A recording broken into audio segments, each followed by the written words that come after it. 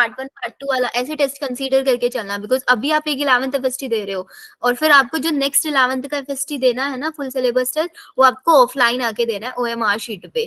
तो इस वाले टेस्ट को आप पूरी ऑनेस्टी के साथ दो। आपके मार्क्स कम आए ज्यादा है वो मैटर नहीं करता, मैटर करता है टेस्ट देने के बाद आप लोग ये चीज एनालाइज करना कि आप लोगों ने सबसे ज्यादा मिस्टेक किन क्वेश्चंस में की। उन्हीं क्वेश्चंस के फिर टॉपिक, उन्हीं क्वेश्चन के चैप्टर आप वापस से अच्छे से पढ़ के चलना। फिर समझ आ रही है क्यों ये टेस्ट कराया जा रहा है आप लोगों का? चलो देखो, तो अब मैं एक बार ना आप लोगों को फटाफट से लास्ट वाली क्लास का एक रिकैप बता देती हूँ, सो दैट आपके माइंड में चीजें वापस से स्टार्ट हो जाए आनी। हमने पढ़ा था कि जो हमारा ब्रेन है बच्चों, उनको हमने 3 पार्ट में डिवाइड किया था नहीं किया था? Yes ma'am. फोर ब्रेन, बोलो क्या था? Mid brain and hind brain. Very good. इसमें हमने पढ़ा था कि जो हमारा फोर ब्रेन है, इसके अंदर 2 पार्ट आए थे आपके, टेलेंसेफेलॉन और डाइएनसेफेलॉन था। इसके अंदर हमारा amygdala, hippocampus, olfactory lobe, cerebellum, limbic system ये सब था। लिम्बिक सिस्टम हमारा किससे बनता था? हैट ऑफ हिप्पो से बनता था। Very good. हमारे मिड ब्रेन के अंदर 4 रीजन्स आते थे, corpora, quadrigemina, quadrigemina. Corpora quadrigemina के अंदर 2 सुपीरियर कॉलिक्यूली थे और 2 इंफीरियर कॉलिक्यूली है ना। उन दोनों का काम था, जो सुपीरियर वाले थे वो हमारा किसका, नेक की मसल्स को मूव कराते थे विजन के लिए, और इंफीरियर वाले ऑडिटरी रिफ्लेक्स के लिए। Very good. एंड जो हमारा हाइंड ब्रेन था वो क्या करता था? हाइंड ब्रेन के अंदर हमारा medullary oblongata, pons and cerebellum, cerebellum. Cerebellum. यहां तक हमने पढ़ा था। फिर हमने ब्रेन की 3 कवरिंग्स के बारे में पढ़ा था, PAD। P वाला कहा था, P वाली सबसे इनरमोस्ट थी, एरेक्नोइड बीच वाली, और ड्यूरामीटर ड्यूरामेटर सबसे बाहर आउटर वाली। सबसे हाँ, बाहर। आउटर वाली दिया। अलीशा बेटा, आपका तो टेस्ट है 12th वाले बच्चों का, मैंने ग्रुप में लिंक शेयर कर दिया। जितने भी 12th वाले बच्चे यहाँ पे हैं वो सब टेस्ट परफॉर्म करना है आपको, full syllabus test, physics chemistry bio तीनों का। मैम मेरा कॉल आ गया था ना, तो मैंने क्लास 2 मिनट एंड कर दी थी। ओके ओके, नो वरीज बेटा, बट आपको टेस्ट अटेम्प्ट करना है वो। If you okay ma'am. Want कि तो आप जो अभी आप क्लास में पढ़ना चाहते हो 11th का चैप्टर, तो आप पढ़ सकते हो, आप टेस्ट बाद में देख सकते हो, चॉइस आपका है। अगर ये आपको लगता है कि आपने चैप्टर नहीं पढ़ा हुआ, वैसे हमारा बहुत छोटा सा ही पार्ट रहता है। ओके मैम, फिर मैं टेस्ट कर लेती हूँ। हाँ, फिर आप टेस्ट कर लो, बिकॉज कल का जो हम आपने लोगों को, गूगल फॉर्म भेजा है उसी पे करना है ना? हाँ वो गूगल फॉर्मेट में ही है बेटा test. Okay ma'am. Okay. Ma'am ma'am हाँ हाँ, मैम, बोलो वंशी। अभी आप 11th का करवा रहे हो? हाँ जी बेटा, 11th का चैप्टर रिवाइज करा रही हूँ मैं। तो मैम हम मतलब प्रॉपर वाले रीड कर सकते हैं? कर सकते हो, आप अपना टेस्ट अटेम्प्ट कर सकते हो। Okay ma'am. ओके देन, ठीक है। फिर हमने पढ़ा था बेटा, फोर ब्रेन के अंदर हमारे 4 लोब्स थे, frontal lobe, temporal lobe, parietal lobe and occipital lobe. Occipital lobe. ये हमने पढ़ा था। हमारे फोर ब्रेन के अंदर 2 हेमिस्फेयर थे, left cerebral hemisphere, right cerebral hemisphere, longitudinally divided थे। उन दोनों को ज्वाइन कर रहा था कॉर्पस कैलोसम, और उसके बाहर सेरिब्रल कॉर्टेक्स वाला रीजन था या नहीं था? सेरिब्रल कॉर्टेक्स वाला रीजन। Yes ma'am. अब ये सेरिब्रल कॉर्टेक्स वाला रीजन ही हमको थोड़ा डिटेल में पढ़ना है, ठीक है? आपके माइंड में ये चीज आ जाए सेरिब्रल कॉर्टेक्स क्या था, इसीलिए मैंने आपको एक रिकैप दिया। ये जो सेरिब्रल कॉर्टेक्स वाला रीजन है ना बेटा, ये बहुत इंपॉर्टेंट रीजन है। हमने ऐसे बनाया था ना इसका डायग्राम बिल्कुल, और यहाँ पे ये वाला पूरा का पूरा पार्ट सेरिब्रल कॉर्टेक्स था। तो इसको मैं ऐसे बना देती हूँ, देखो अभी इस सेरिब्रल कॉर्टेक्स के अंदर 3 रीजन्स आते हैं, region A, region B and region सी।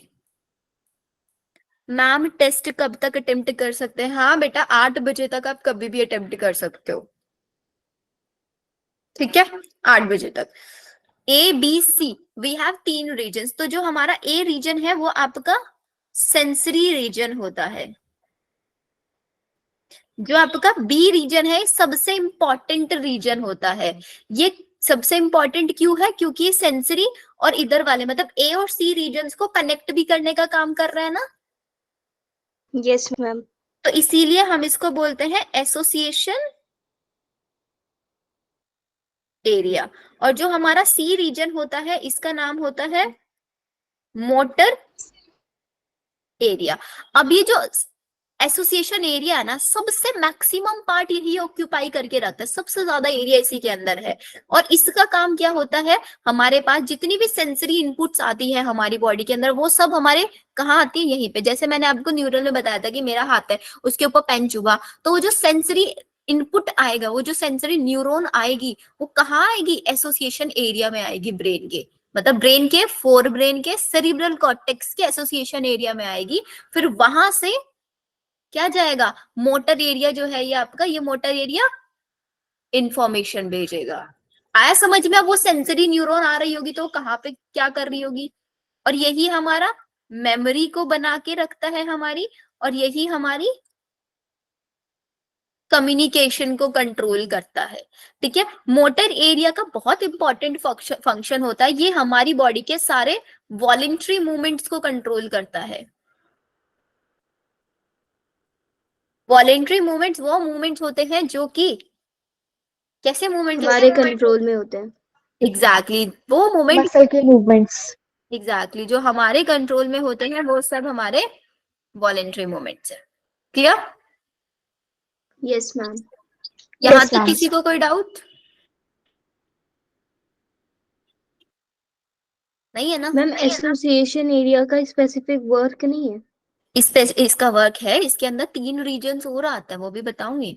हमने बोला ना सबसे मैक्सिमम पार्ट ऑक्यूपाई करके रखता है ये एसोसिएशन एरिया।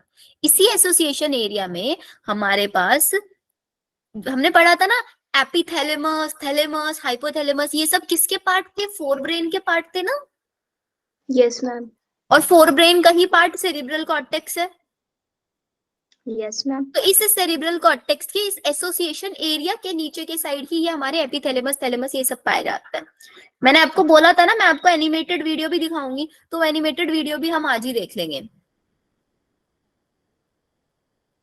ऐसे होता है ये बिल्कुल, मतलब आप जब एनिमेटेड वीडियो देखोगे ना, तब आप खुद चीजें विजुअलाइज कर पाओगे कि हाँ मैम ने ऐसे बॉक्सेस क्यों बनाए थे। ऊपर आपका एपिथैलेमस होता है, एपी का मतलब ऊपर, और बीच में ये आपका थैलेमस, और नीचे हाइपोथैलेमस। हाइपोथैलेमस। और इसी हाइपोथैलेमस से अटैच होती है आपकी पिट्यूटरी ग्लैंड, जो कि हम नेक्स्ट चैप्टर में पढ़ते हैं। इस हाइपोथैलेमस का फंक्शन, पिट्यूटरी ग्लैंड का फंक्शन सब हम नेक्स्ट चैप्टर में पढ़ते हैं। ठीक है, अब जो ये आपका थैलेमस है, इस थैलेमस को बोला जाता है कि सबसे लार्जेस्ट पार्ट होता है किसका? इस सेरिब्रल कॉर्टेक्स में लार्जेस्ट पार्ट है ये इसका। और ये एकदम से ना ऐसे काम करता है, बिल्कुल दरवाजे की तरह काम करता है। जैसे कि एक होता है ना, आप किसी भी मॉल में जाते हो तो उस मॉल के मेन गेट पे एक बॉडीगार्ड खड़ा है, बॉडीगार्ड या फिर गेट कीपर खड़ा रहता है, नहीं खड़ा रहता है? कोई भी अंदर आता है, बाहर जाता है, उसके लिए दरवाजा खोलता है और बंद करता है, नहीं करता है? Yes ma'am. और मैंने आपको ये बोला कि आपके हाथ पे पिन चुभेगा तो वो जो सेंसरी न्यूरॉन सिग्नल लेके आएगा वो एसोसिएशन एरिया में आएगी। मैम हाँ बोलो सृष्टि। मैम ये जो आपने थैलेमस का बनाया ये कॉर्टेक्स के अंदर है, सेरेब्रल कॉर्टेक्स में? हाँ ये सेरिब्रल कॉर्टेक्स के एसोसिएशन एरिया के अंदर है। Okay ma'am. ठीक है, ये एसोसिएशन एरिया के अंदर आ रहा है, बिकॉज मैंने बोला एसोसिएशन एरिया में सेंसर इनपुट आएगा। तो जैसे वो होता है ना, आप किसी मॉल में जा रहे हो, आपको दरवाजा खोलता है, बंद करता है, खोलता बंद करता है, एक गेट कीपर का काम होता है, नहीं होता है? तो ये थैलेमस है ना, बिल्कुल गेट कीपर की तरह काम करेगी यहाँ पे। इसी थैलेमस के थ्रू होते हुए आपकी जो क्या है सेंसरी न्यूरॉन है वो एसोसिएशन एरिया में आएगी, और फिर एसोसिएशन एरिया के वहीं से आपका मोटर न्यूरॉन मैसेज लेके आएगी, किसके थ्रू? थैलेमस के थ्रू। तो थैलेमस कैसे काम कर रहा है? एक गेट कीपर के जैसे काम कर रहा है, नहीं कर रहा है? Yes ma'am. तो ये आपका एक गेट कीपर के जैसे फंक्शन करता है, क्योंकि इसी के थ्रू सेंसरी न्यूरॉन जाती है, इसी के थ्रू मोटर न्यूरॉन बाहर आती है। अब जो ये हमारे पास हाइपोथैलेमस है, इसके ऊपर बच्चों गारंटेड क्वेश्चन आता है। ये हाइपोथैलेमस एंडोक्राइन ग्लैंड के जैसे वर्क करती है। अगर आपने रिकॉर्डिंग देखी होगी उसमें समझा होगा एंडोक्राइन ग्लैंड कौन सी ग्लैंड होती है। Ductless gland. हाँ, ये आपका, क्यों इसको एंडोक्राइन ग्लैंड बोलते हैं? क्योंकि अपने अंदर से हार्मोन सिक्रीट करती है और ये हार्मोन्स डायरेक्टली ब्लड में मिक्स हो जाते हैं और ब्लड के थ्रू आपकी पूरी बॉडी में सर्कुलेट होता है। हार्मोन्स ब्लड के थ्रू आपकी पूरी बॉडी में सर्कुलेट करेंगे। हमारी बॉडी के वॉलेंट्री ऑर्गन्स का मूवमेंट कौन कंट्रोल कर रहा है? Motor area. और जितने भी इनवॉलेंट्री एक्शंस हैं उनको कौन कंट्रोल करेगा? ये hypothalamus. All involuntary actions, involuntary actions के साथ साथ ये हमारी बॉडी के बिकॉज हमारे कंट्रोल में नहीं है ना, हम अपनी बॉडी का टेम्परेचर हाई लो कैसे कर सकते हैं? हमें भूख लग रही है, किसी चीज की अर्ज हो रही है, ईटिंग की या फिर ड्रिंकिंग की, उन सब चीजों को कौन कंट्रोल करता है? ये आपकी हाइपोथैलेमस कंट्रोल करती है। हाइपोथैलेमस अपने अंदर से कुछ सेल्स सिक्रीट करता है, उन सेल्स को हम बोलते हैं न्यूरो सिक्रीटरी सेल्स। और यही न्यूरो सिक्रीटरी सेल्स अपने अंदर से जो हार्मोन सिक्रीट करती हैं, इन हार्मोन्स को हम बोलते हैं हाइपोथैलेमिक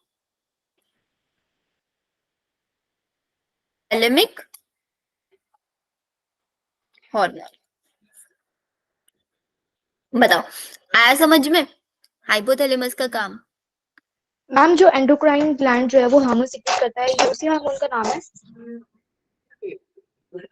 जो हाँ, मतलब हाइपोथैलेमस के अंदर से बहुत सारे हार्मोन, एक हार्मोन नहीं सिक्रीट होता, बहुत सारे हार्मोन सिक्रीट होता है। तो उन सब हार्मोन्स को कलेक्टिवली हम बोल देते हैं हाइपोथैलेमिक हार्मोन, मतलब those hormone which are secreting from the hypothalamus.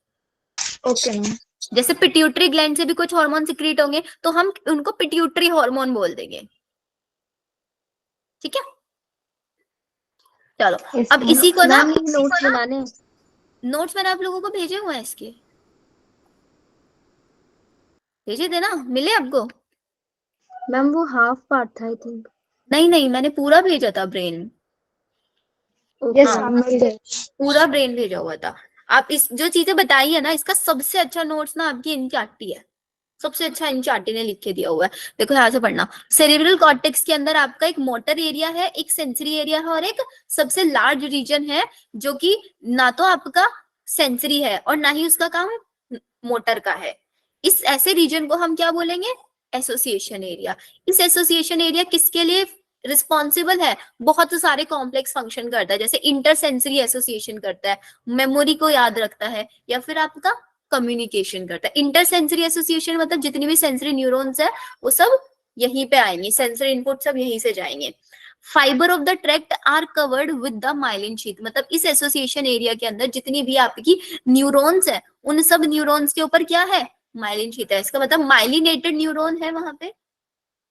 Yes, हमने ma'am. पढ़ा ही था, जो हमारी सीएनएस की न्यूरॉन्स होती है वो सब माइलिनेटेड होती है। ठीक है, they give an opaque white appearance to the layer is called the white matter. इसी को हम व्हाइट, मतलब जिसके ऊपर माइलिन शीथ होती है उसको हम बोलते हैं व्हाइट मैटर, जिसके ऊपर माइलिन शीथ नहीं होती उसको हम बोलते हैं ग्रे मैटर। दो मैटर होता है ये, वो आपको जब एनिमेटेड वीडियो दिखाऊंगी उसमें भी आपको क्लियरली दिखेगा ग्रे और व्हाइट क्यों बोलते हैं, बिकॉज एग्जैक्टली ऐसे ही कलर दिखाई देता है इनका। जो आपका सेरिब्रम है, सेरिब्रम लार्जेस्ट पार्ट है ना ब्रेन का। Yes ma'am. Cerebrum wrap around a structure, एक स्ट्रक्चर के चारों तरफ रैप्ड अप है, उसको हम क्या बोलते हैं? थैलेमस। थैलेमस का मेजर फंक्शन क्या है? कोऑर्डिनेटिंग सेंटर है, यहीं से सेंसरी न्यूरॉन आएगी और यहीं से मोटर सिग्नल जाएगा। और बाकी दूसरा इंपॉर्टेंट फंक्शन पार्ट क्या है ब्रेन का? हाइपोथैलेमस, जो कि थैलेमस की बेस वाले पार्ट में बनाया था ना नीचे। उस थैलेमस के अंदर बहुत सारे ऐसे सेंटर है जो कि आपकी बॉडी टेम्परेचर, आपका अर्ज फॉर ईटिंग ड्रिंकिंग, इन सबको कंट्रोल कर रहा है, हम लिख चुके। इसके पास बहुत सारी न्यूरोसिक्रेटरी सेल्स के ग्रुप्स भी हैं जो अपने अंदर से सिक्रेट करते हैं हॉर्मोन्स, उन हॉर्मोन्स को हम बोलते हैं हाइपोथैलेमिक हॉर्मोन्स। और आपके सेरिब्रल हेमिस्फीयर के अंदर ही बहुत सारे पार्ट है जो मैंने आपको लिखवा दिया, एमिगडाला, हिप्पोकैम्पस, ये सब मिलके क्या बनाते हैं? आपका लिम्बिक सिस्टम बनाता है along with the hypothalamus। Hypothalamus के साथ मिलके ये आपके सेक्सुअल बिहेवियर में भी हेल्प करता है। जितना भी इमोशनल रिएक्शन होते हैं, एक्साइटमेंट, प्लेजर, रेज, फियर, ये सब कहाँ से आते हैं? आपके लिम्बिक सिस्टम के साथ आते हैं। मतलब लिम्बिक सिस्टम किसे याद है ना, heart of hippocampus, hat H for hypothalamus, देखो along with the hypothalamus, hypothalamus के साथ मिलके कौन, limbic system, A for amygdala, वो मतलब हिप्पोकैम्पस, और T मतलब आपका थैलेमस। ये चारों चीजें मिलके आपका पूरा इमोशनल बिहेवियर, इमोशनल ब्रेन बनाता है। ये सब नोट्स में लिख चुके हैं ना हम लोग, कुछ नया तो नहीं दिख रहा आपको यहाँ पे? No ma'am.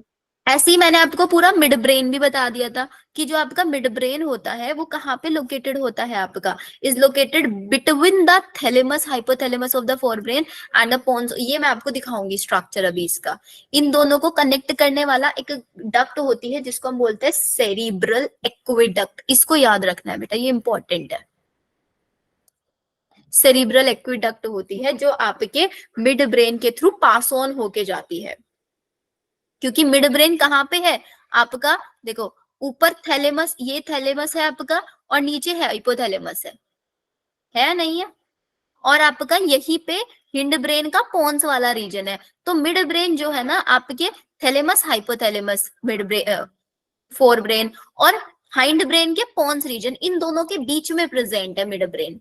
किसमें, फोर ब्रेन के हाइपोथैलेमस और हाइंड ब्रेन के पोन्स, इन दोनों के बीच में आपका मिड ब्रेन प्रेजेंट है। और यहाँ पे एक कैनाल है जो मिड ब्रेन के थ्रू जा रही है, उसको बोलते हैं सेरिब्रल एक्विडक्ट।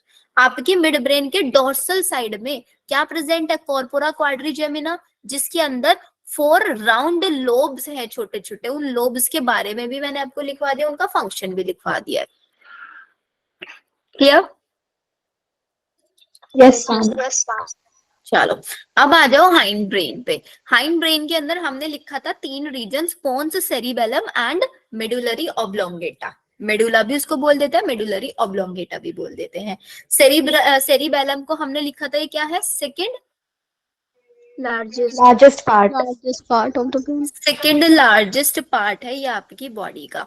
अब इसके बारे में भी ना आप ये ध्यान रखना कि इसका जो ये सेरिबल वाला पार्ट है, सेरिबेलम और मेडुला वाला, तो ये जो आपका सेरिबेलम वाला पार्ट है हाईली फोल्डेड होता है। इसके अंदर छोटे छोटे छोटे छोटे बहुत सारे फोल्ड्स प्रेजेंट होते हैं। मतलब ये बाहर वाला रीजन है सेरिबेलम, और इसके अंदर आपका मेडुला वाला रीजन प्रेजेंट है। तो बाहर वाला हमेशा ग्रे मैटर होता है और अंदर वाला हमेशा व्हाइट मैटर होता है। बाहर वाला हमेशा ग्रे मैटर, अंदर वाला व्हाइट मैटर। ग्रे मैटर का मतलब विदाउट माइलिन शीथ, और व्हाइट मैटर मतलब विद माइलिन शीथ। ये समझ में आया? Yes ma'am. पोन्स का फंक्शन देखो, पोन्स का काम क्या होता है। पोन्स क्या करता है, आपके ब्रेन के अलग अलग रीजन्स को इंटरकनेक्ट करने का काम करता है, अलग अलग रीजन्स को इंटरकनेक्ट करता है। इसके अलावा जो आपका पोन्स है, इसी पोन्स को हम न्यूमोटॉक्सिक सेंटर भी बोलते हैं। क्यों?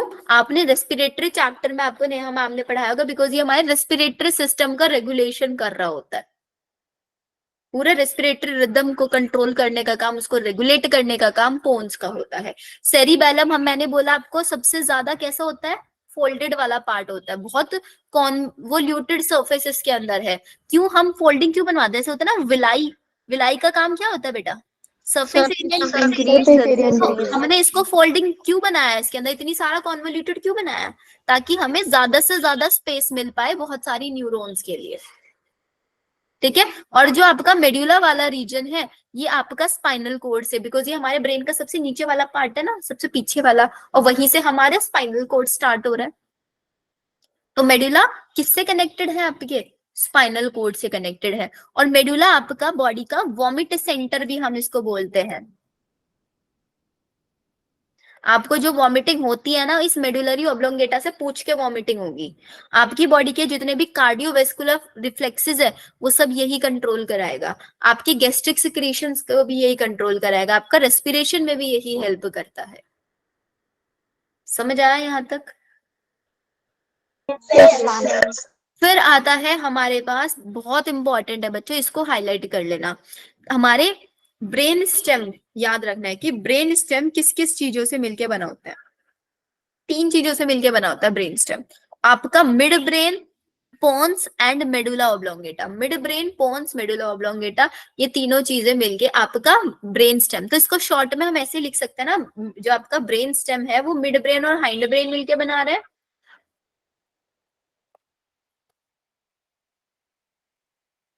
मिड ब्रेन प्लस, क्योंकि पोन्स और मेडुलरी ऑब्लोंगेटा हाइंड ब्रेन ही तो है।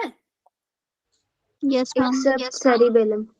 हाँ, ब्रेन स्टेम जो होता है ये किसके, ब्रेन और स्पाइनल कोड के बीच में एक कनेक्शन का काम करता है, ब्रेन और spinal cord, because spinal cord is the assistant है ना ब्रेन का ही हमारे। बताओ, यस मैम। तो फिर हमारा चैप्टर ऐसे ही फिनिश होता है। मैम अब video. Ma'am reflex arc deleted है? हाँ जी बेटा, डिलीटेड है। Okay ma'am. ठीक मैम है, जो सेरिब्रल एक्टिविटी थी उसका क्या फंक्शन था? सेरिब्रल एक्विडक्ट सिर्फ और सिर्फ एक पैसेज है, एक डक्ट है, डक्ट है वो बस, और कुछ काम नहीं है उसका वहां पे। मैम रिफ्लेक्स एक्शंस कौन कंट्रोल करता है ब्रेन में हमारे? बेटा हमारे जितने भी रिफ्लेक्स सेक्शन है मेडुलरी ऑब्लोंगेटा कंट्रोल करता है। मैम एक बार अमाइगडाला बता दो, उसका फंक्शन क्या है? एमिगडाला का कोई फंक्शन नहीं होता, एमिगडाला मिल सिर्फ एक हेल्प कर रहा है लिम्बिक सिस्टम बनाने में, लिम्बिक सिस्टम का एक पार्ट समझ लो उसको, बाकी और कोई फंक्शन नहीं करता है। ये इमोशनल ब्रेन में हेल्प कर रहा है, बस इमोशंस को कंट्रोल कर रहा है। ठीक मैम है, और जो शॉर्ट टर्म मेमोरी है उसको लॉन्ग टर्म में? उसको लॉन्ग टर्म में कन्वर्ट करने का काम हिप्पोकैम्पस का है। मैम हिप्पोकैम्पस कहाँ पे प्रेजेंट होता है? फोरब्रेन में? आपके फोर ब्रेन में, सब फोर ब्रेन के पार्ट है, amygdala, hippocampus, olfactory lobe, cerebellum, limbic system, सब। अच्छा मैम। ठीक है, चलो अब ना मैं आप लोगों को कुछ इंपॉर्टेंट टॉपिक्स लिखवा देती हूँ। किसके लिए, किसके लिए लिखेंगे इंपॉर्टेंट टॉपिक्स? टेस्ट। कल के टेस्ट के लिए। ठीक है, तो लिख लो, केमिकल कोऑर्डिनेशन एंड इंटीग्रेशन।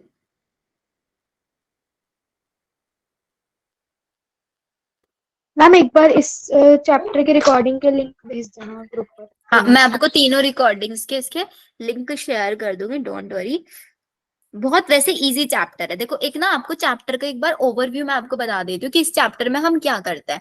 इस चैप्टर में हम सारी उन ग्लैंड्स के बारे में पढ़ते हैं जो ग्लैंड्स हमारी बॉडी में किसी ना किसी टाइप का हार्मोन सिक्रीट कर रही हो, ये पढ़ते हैं हम सिर्फ। कि हम ये पढ़ेंगे कि उस ग्लैंड का नाम क्या है, वो ग्लैंड हार्मोन सिक्रीट कर रही है तो कौन सा हार्मोन सिक्रीट कर रही है, उस हार्मोन का फंक्शन क्या है, उस हार्मोन की कॉन्सेंट्रेशन ज्यादा हो गई तो क्या हो जाएगा, कॉन्सेंट्रेशन कम हो गई तो क्या हो जाएगा। जैसे आप लोगों ने अगर थोड़ा बहुत पढ़ा भी होगा तो आपको पता होगा हमारी बॉडी में ग्रोथ हार्मोन होता है नहीं होता है? Yes ma'am. अगर हमारी बॉडी में ग्रोथ हार्मोन की कमी हो जाए तो हमारी हाइट छोटी रह जाएगी। Yes ma'am doll. और अगर हमारी बॉडी में ग्रोथ हार्मोन जो है वो बहुत एक्सेस में हो जाए तो क्या हो जाएगा, हमारी हाइट बहुत ज्यादा जायजेंटिज्म हो जाएगा। हाँ बहुत ज्यादा हो जाएगा, जाइजेंटिज्म हो जाएगा। लेकिन वो भी डिपेंड कर रहा है, उसमें भी दो केस बता दिए उन्होंने कि भाई अगर हमको हमारे अंदर जो ग्रोथ हार्मोन है वो बर्थ बाय बर्थ ही बहुत ज्यादा है तो उसको बोलेंगे जाइजेंटिज्म। लेकिन अगर ग्रोथ हार्मोन जो है हमारे पास, अभी हम 18 की एज में, आप लोग 18 की एज में होंगे, 17 की एज में होंगे, 16-17 में, अगर अब आपकी बॉडी में आके ग्रोथ हार्मोन अचानक से बढ़ जाए तो आपको कौन सी कंडीशन हो जाएगी, एक्रोमेगली। एक्रोमेगैली हो जाएगी, आपकी बॉडी के अंदर डिस्प्रोपोर्शनेट ग्रोथ हो जाएगी। क्योंकि आपकी हाइट तो हो गई है अराउंड 5'1" होगी, किसी की 5'2" होगी, किसी की 5 होगी। आपका हैंड अचानक से बहुत बड़े हो जाएंगे, आपका फेस अचानक से बहुत ब्रॉड हो जाएगा, अनइवन ग्रोथ होनी शुरू हो जाएगी ना आपकी बॉडी में। Yes ma'am.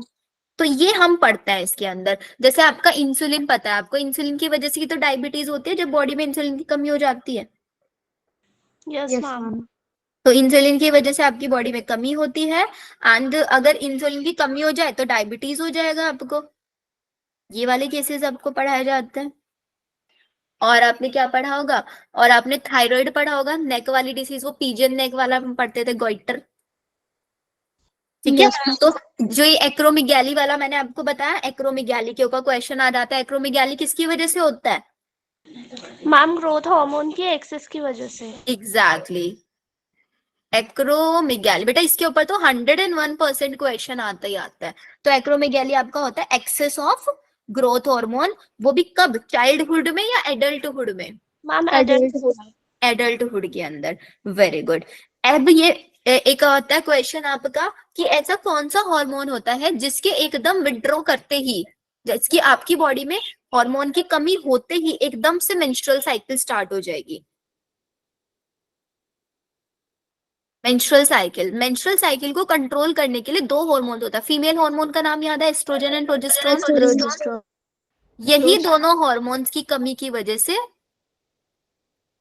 मेंस्ट्रुअल साइकिल हो जाती है। मेंस्ट्रुअल साइकिल 28 डेज की होती है। तो 28 डेज में से जो 5 डेज का पीरियड होता है मेंस्ट्रुअल वाला फेज, उस फेज में क्या होता है, आपकी बॉडी में प्रोजेस्टेरोन और एस्ट्रोजन की कमी बहुत होती है, मतलब बहुत कम अमाउंट में होता है। और बाकी के बचे हुए कितने दिन, अराउंड 22 दिन के आसपास, मान लो 22-23 दिन, उस दिन में आपका एस्ट्रोजन और प्रोजेस्टेरोन का लेवल हाई रहता है। जैसे उनका लेवल डाउन होना शुरू हुआ, मेंस्ट्रुअल साइकिल स्टार्ट हो जाती है। ये आप 11th क्लास में जब आ जाओगे ना, पूरा मेंस्ट्रुअल साइकिल आप पढ़ोगे कि किस डे पर क्या फंक्शन हो रहा होता है, सब कुछ आप पढ़ोगे ह्यूमन रिप्रोडक्शन में। पहली यूनिटी रिप्रोडक्शन के ऊपर है। क्लियर? मैम जो फॉलिकल सेल्स होते हैं वो क्या होते हैं? फॉलिकल सेल्स के बारे में आपने पढ़ा होगा थायराइड ग्लैंड के अंदर, है ना? Yes ma'am. उसके अंदर आपकी दो टाइप की सेल्स थी, फॉलिकुलर सेल्स और एक पैराफॉलिकुलर सेल। तो जो फॉलिकुलर सेल्स थी बेटा, उनके वो अपने अंदर से दो टाइप के हार्मोन्स रिलीज करते थे, T3 and T4 hormone. T3 try iodothyronine, T4 tetra iodothyronine. ये और इनका काम क्या होता है ना, ये आपकी बॉडी के अंदर, जैसे T4 है, T4 को हम थायरोक्सिन बोलते हैं, तो इनका काम होता है ये आपकी बॉडी के अंदर बॉडी बीएमआर समझते हैं ना, बॉडी मेटाबॉलिक रेट, उसको कंट्रोल करने का काम करती है। अगर आपकी बॉडी के अंदर बाय चांस क्या हो जाए, आयोडीन की डेफिशिएंसी हो जाए, नमक आप बिल्कुल कम खाना शुरू कर दो, तो उसकी वजह से आपका जो गॉइटर है ना, ग्लैंड है आपकी जो नेक में, वो बहुत बड़ी हो जाएगी। वो पीजन नेक आपने अभी अगर कभी देखा होगा, वो केस हो जाता है इसकी वजह से। ठीक है? और मैम जो ओवेरियन फॉलिकल्स होते हैं वो? ओवेरियन फॉलिकल्स, बेटा अब ये चीज ना थोड़ी थोड़ी समझ में आएंगे आपको, क्योंकि आपको अभी फॉलिकल्स नहीं पता है क्या होता है, ठीक है? ओवरी के बारे में फंक्शन नहीं पता है, ये आप 12th क्लास में जब पूरा डिटेल में पढ़ोगे ना, आपको समझ में आएगा। इसीलिए आई वांट कि मैं आपको इस चैप्टर को थोड़ा अच्छे से पढ़ाऊंगी, एक हफ्ता लेके, ताकि बिकॉज आप लोगों को फिर 11th में तो पढ़ना ही है ना, और नहीं पढ़ाऊंगी आप लोगों को 11th में सारी चीजें। हम 12th। हाँ 12th में, सॉरी।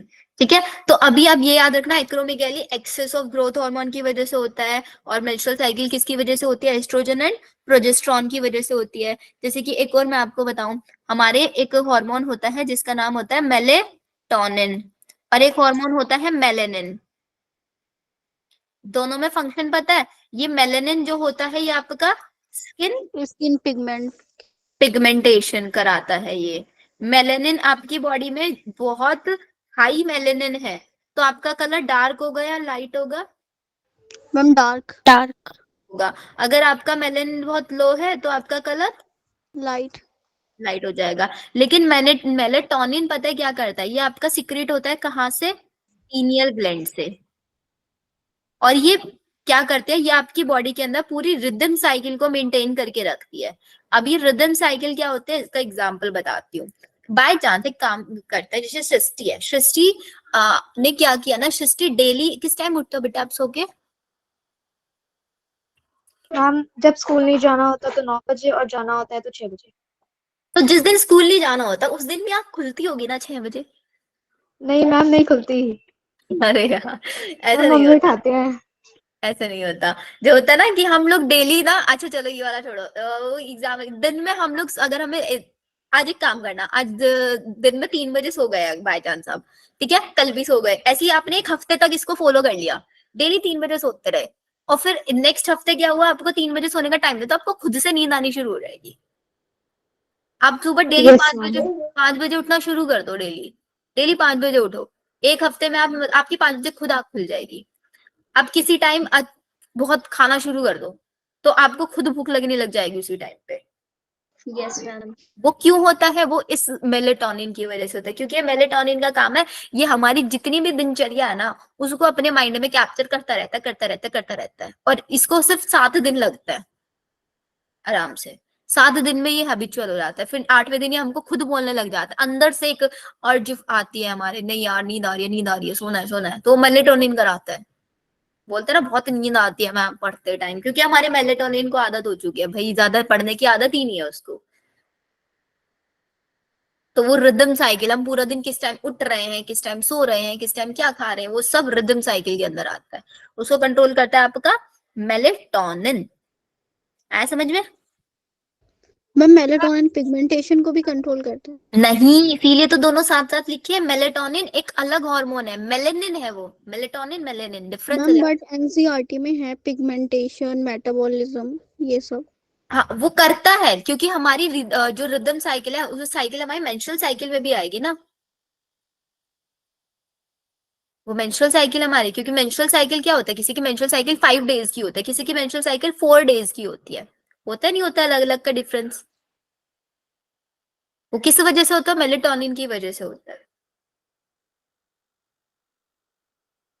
मैम मैकेनिज्म पढ़ना है, मैकेनिज्म ऑफ हार्मोन एक्शन। नहीं नहीं, हाँ वो पढ़ना है, सिर्फ वो छोटा सा एक्शन पढ़ना है। हमारे पास 2 टाइप के हार्मोन होंगे, एक होंगे फैट सोल्यूबल, एक होंगे आपके वाटर सोल्यूबल, मतलब जो फैट सोल्यूबल नहीं है उनके मैम हम वैसे इस पढ़ना है। चैप्टर से कितने क्वेश्चन है?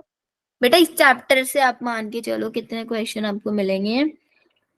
7 क्वेश्चन।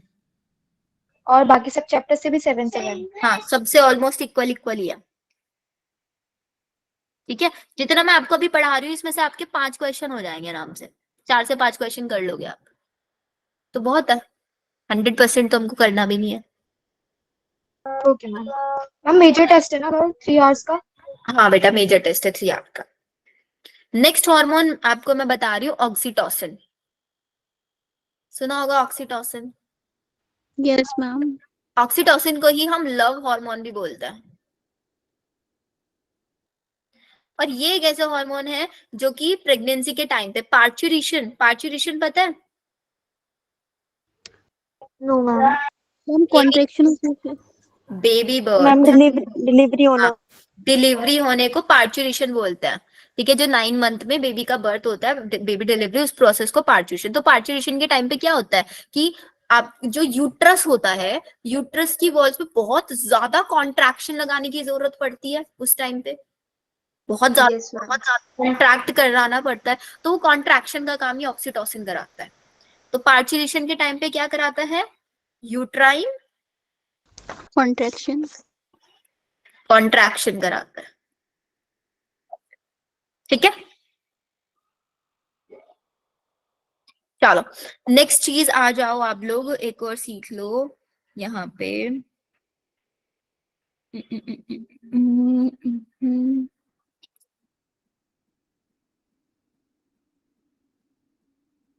बाकी तो आपको मेरे को डिटेल ही कराना पड़ेगा और चीजें समझ में।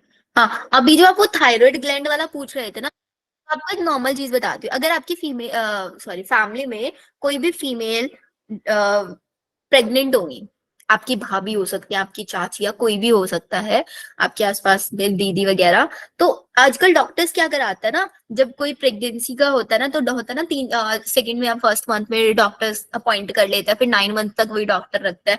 तो डॉक्टर ना थायराइड टेस्ट कराता है हर फीमेल्स का। उसका रीजन पता है प्रेगनेंसी में थायराइड टेस्ट क्यों कराना जरूरी होता है? Yes ma'am. पता है रीजन? मैम उससे ना एबनॉर्मलिटी हो सकती है बेबी में, इस वजह हाँ से थायराइड। इसीलिए ना डॉक्टर क्या करता है ना, थायराइड टेस्ट कराता है। वो चेक करता है कि जो फीमेल है वो कहीं हाइपोथायरॉयडिज्म तो नहीं है, उसके अंदर हाइपोथायरॉयडिज्म। हाइपोथायरॉयडिज्म का मतलब क्या हुआ? Low ma'am amount low of thyroid. Thyroxine hormone.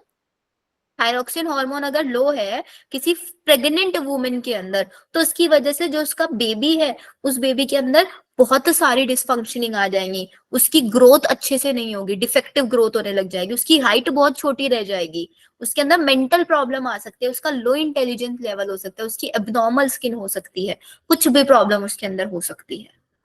इसीलिए हाइपोथायराइडिज्म टेस्ट कराना जरूरी होता है प्रेग्नेंट वुमेन के अंदर। और अगर एक नॉर्मल वुमेन है, जैसे हम सब लोग हैं अभी 17-18 की एज में है, हमारे अंदर भी अगर बाय चांस किसी लड़की का क्या हो रहा है, मेंस्ट्रुअल साइकिल इरेगुलर हो रहा है, कभी 20 डेज में हो रहा है, कभी 40 डेज में हो रहा है, कभी होता है ना गर्ल्स के साथ ये प्रॉब्लम मेंस्ट्रुअल साइकिल में,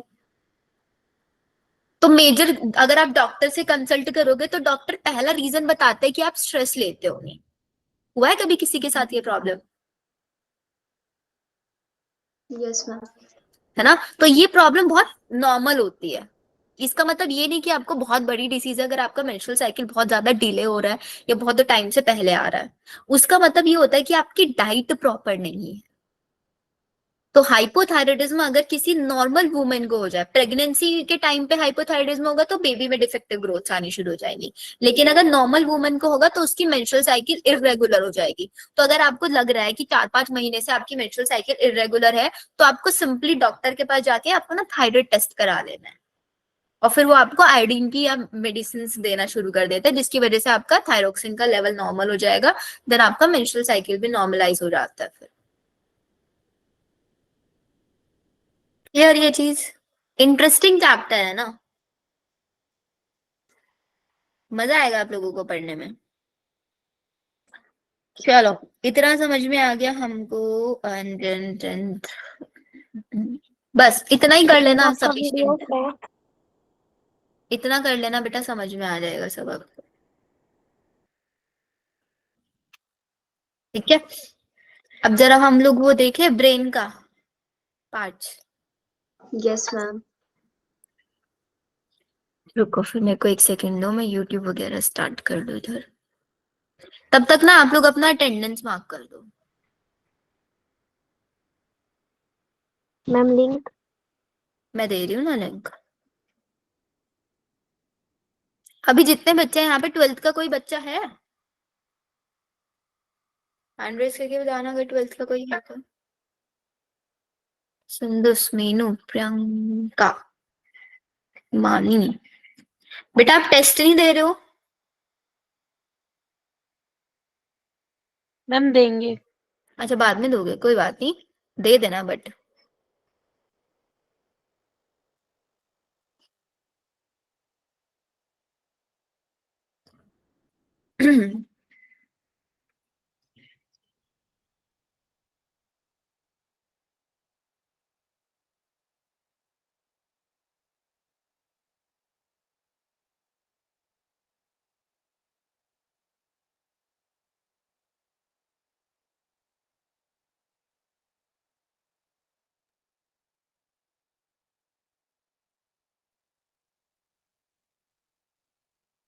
अटेंडेंस मार्क कर दो जल्दी से, फिर मैं वीडियो से समझाती हूँ आपको।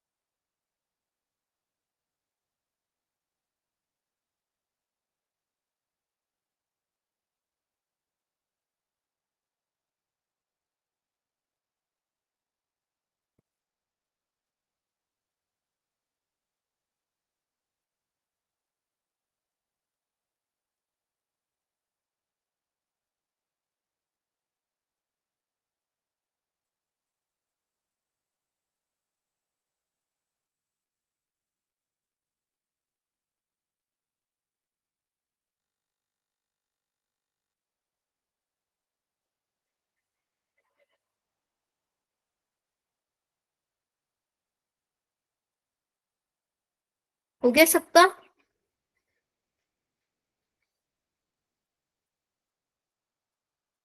चलो, जिसका नहीं हुआ ना बाद में कर लेना, अभी एक बार समझ लेते हैं हम लोग। बहुत अच्छे से इस ब्रेन को देखना आप लोग, एग्जैक्टली बिल्कुल रियल में ब्रेन ऐसे ही दिखता है अंदर से। ये जो येलो येलो निकल रहा है ये सब नर्व्स है। cranial nerves.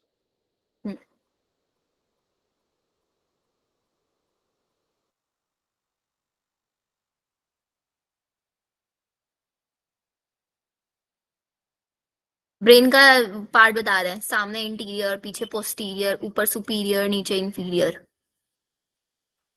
बेटा 12th वाले भी कर दो। ये ब्रेन का पीछे वाला पार्ट, दो अलग अलग हेमिस्फेयर दिख रहा है ना आपस में अच्छे से आपको। ये ब्रेन का ब्रेन स्टेम है, देखो ब्रेन स्टेम किस किस से मिलके बना है, मेडुला ऑब्लोंगेटा, पोन्स और मिड ब्रेन। ब्रेन से। मैम मिड ब्रेन कहाँ है यहाँ पे? अभी मिड ब्रेन दिखाएंगे, देखो अभी इन्होंने डायरेक्ट ब्रेन स्टेम से स्टार्ट कर दिया है ये।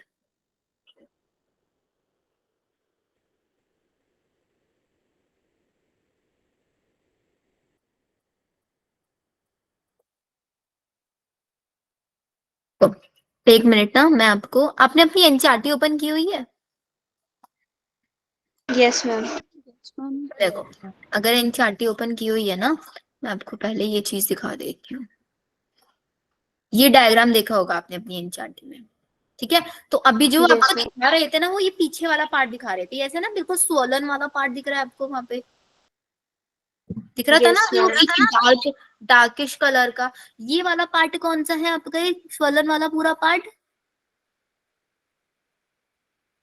क्या है ये आपका? सेरिबेलम। सेरिबेलम।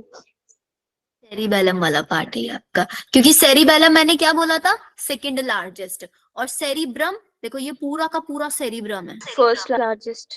और ये सेकंड लार्जेस्ट दिख ही रहा है हमको ऐसे ही, सेरिबेलम, ठीक है? फिर ये आगे ये देखो आपका, ये रहा आपका पोन्स, और ये आपका मेड्यूला। मेडुलरी ऑब्लोंगेटा, ठीक है? और आपका ये ऊपर इधर ये आपका हाइंड ब्रेन। तो ये तीनों चीजें मिलके ही आपका ब्रेन स्टेम बना रही है, नहीं बना रही है? Yes, ma'am. बना रही है ना, देखो ब्रेन स्टेम। तो ये आपको वहां पे ब्रेन स्टेम दिखा रहे थे। अब आया थोड़ा सा ओके समझ? मैम। Yes ma'am. अब आपको थैलेमस वगैरह भी वहां पे वो दिखाएंगे, जैसे ये आपका आगे की साइड दिखाएंगे, ये हमारा थैलेमस है, और ये नीचे की साइड आपका हाइपोथैलेमस है, और इसके ऊपर की साइड ये आपका एपिथैलेमस वाला पार्ट हो जाएगा। और वो आपको बीच में ऐसे लाइन दिख रही थी ना, एक इधर हेमिस्फेयर एक इधर हेमिस्फेयर, ये दोनों, इन दोनों का बहुत डीपली वहां पे देखना, ऐसे आपको बीच में कॉर्पस कैलोसम दिख जाएगा जो दोनों हेमिस्फेयर को कनेक्ट कर रहा है। और ये आपका सेरिब्रल हेमिस्फेयर तो है ही आपका, एंड ये बीच में आपका ये पूरा मिड ब्रेन, ये हाइंड ब्रेन हो गया पोन्स, ये पीछे सेरिबेलम। और सेरिबेलम में देखा था ना, हाईली कॉन्वोल्यूटेड सरफेस है, देखो दिख रहा है कॉन्वोल्यूटेड, लग रहा है ना, देखो स्ट्रक्चर से कॉन्वोल्यूटेड, ये रहा लीफ लाइक, देखो यस कैसे। मैम। और ये पूरा स्पाइनल कॉर्ड। अब आएगा देखो फिर से वो, आपको अब देखना अच्छे से समझ।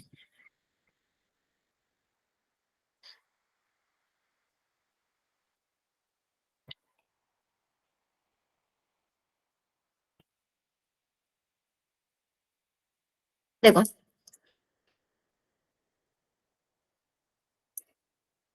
ये पीछे स्वॉलन वाला पार्ट आपका सेरिबेलम। सेरिबेलम। अब देखो इन्होंने ऊपर वाला सेरिब्रम हटा दिया है पूरा,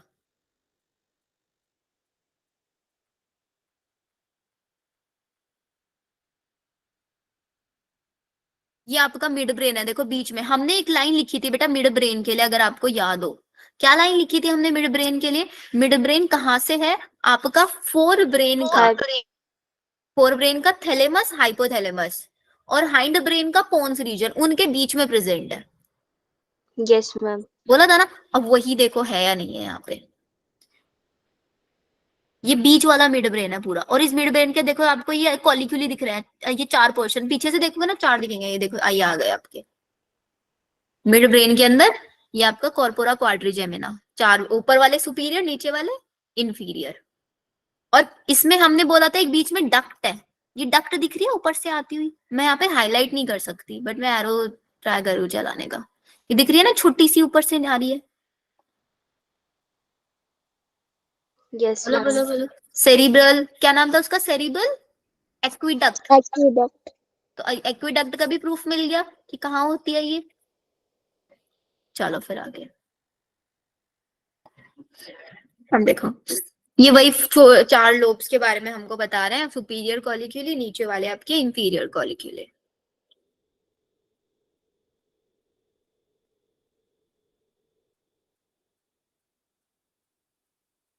नीचे की साइड है इसलिए इनका नाम ऐसे रख दिया, ऐसे बोल देने को।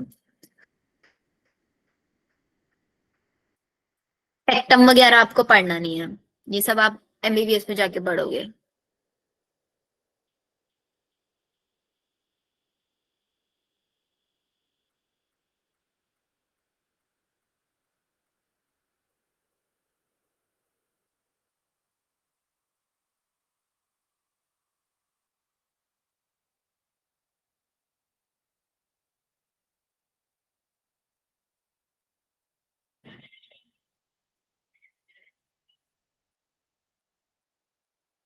गैंग्लियंस वगैरह बता रहे हैं।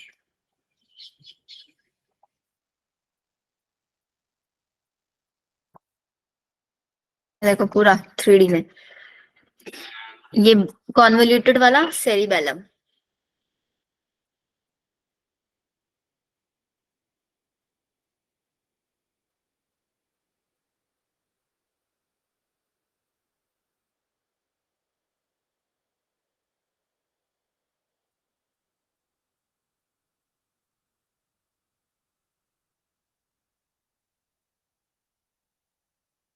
अब इन्होंने देखो सेरिबेलम को रिमूव कर दिया है, हेमिस्फेयर को रिमूव कर दिया, अभी बोल रहे हैं बीच का पार्ट दिखा रहे हैं आपको।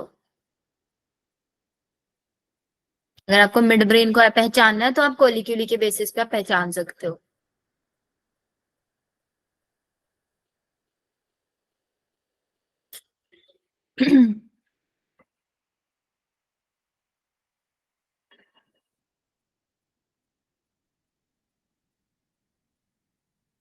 अब डायनसेफेलॉन, याद करो डायनसेफेलॉन में क्या क्या था? एमिगडाला, हिप्पोकैम्पस, ऑल्फैक्टरी लोब, ये सब। पीनियल ग्लैंड भी वहीं पे होती है, वो जो मेलेटोनिन बताया ना मैंने आपको। Yes ma'am. अभी पीनियल ग्लैंड भी देखो आपको दिखा देंगे यहाँ पे।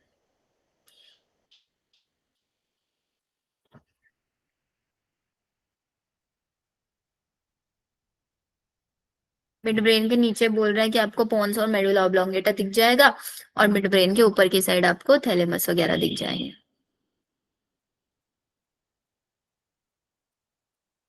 These paired oval round structure, इन्हीं को हम थैलेमी बोल रहे हैं, ट्रू थैलेमी।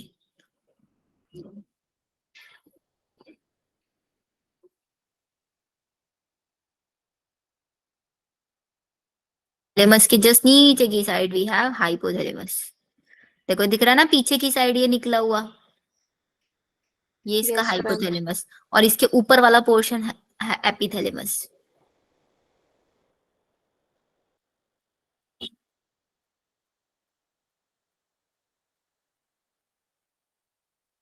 ये देखो वो सेरिब्रल एक्विडक्ट थी, बीच की एक्विडक्ट, इसी डक्ट के ऊपर आपकी पीनियल ग्लैंड।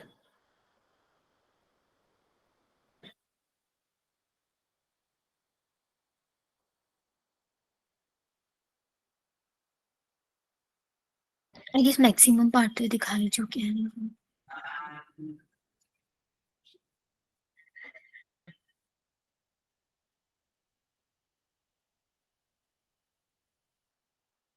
लोब्स भी दिखाएंगे I guess।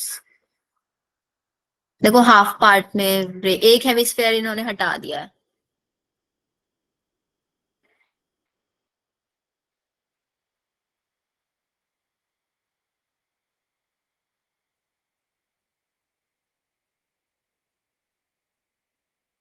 जब आप एमबीबीएस में या किसी भी मेडिकल कोर्स में जाओगे ना, तो जब आपको ये टॉपिक पढ़ाया जाएगा ना, तो आपके सामने ऐसे ये ब्रेन रखा हुआ होगा, छोटे छोटे मॉडल्स हर एक टेबल्स पे रखे हुए होते हैं।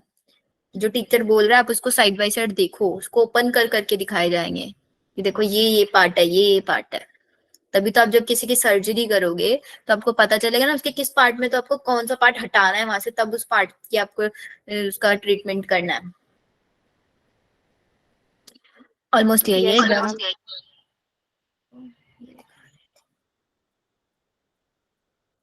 ये फ्रंटल लोब सिखा रहे हैं, देखो ये पूरा आगे वाला जितना रेड वाला पार्ट है ये आपका फ्रंटल लोब है, जहाँ पे आपकी फ्रंटल बोन, और ये पीछे वाला आपका येलो वाला पूरा पैराइटल लोब है। मैम फ्रंटल और पैराइटल फोर ब्रेन में ही आते हैं। हाँ, चारों फोर ब्रेन में आते हैं, फ्रंटल, पैराइटल, टेम्पोरल, ओसिपिटल सब।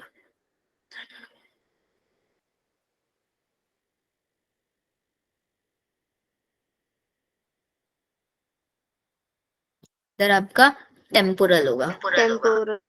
और पीछे की साइड ये बच गया, ये आपका Occipital.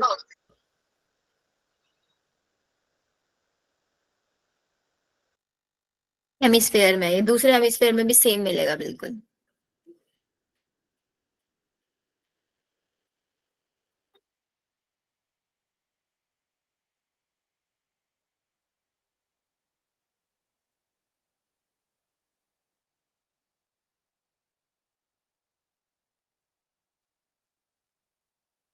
लोब्स हमको क्लियर हो गए, और तो कोई सा पार्ट नहीं बचता ना हमारा। बस यही बताया हुआ है इन्होंने पूरा। तो आप लोग भी एक काम करना, अभी तो आप इसको ज्यादा डिटेल में मत जाना इसके, आप कल के टेस्ट के लिए अच्छे से रिवीजन करो, सारे चैप्टर डेटाज रिवाइज करो अच्छे से, फिजिक्स में ज्यादा से ज्यादा न्यूमेरिकल्स प्रैक्टिस करो, केमिस्ट्री में क्वेश्चंस प्रैक्टिस करो। फिर हम लोगों का जैसे जैसे सिलेबस होता चला जाएगा ना, आप लोगों का एक बार स्कूल एग्जाम्स आपके कब फिनिश हो जाएंगे, मतलब आप 11th से प्रॉपर फ्री कब हो जाओगे? मैम फैब में. एग्जाम आपके फेब एंड तक ना? Yes, ma'am. तो विल ट्राई कि हम आपका 1 मार्च से क्लासेस लगाना शुरू कर देंगे। अब हम लेट Yes, ma'am. और स्टार्टिंग में ही हम अपना काफी सारा पोर्शन 12th का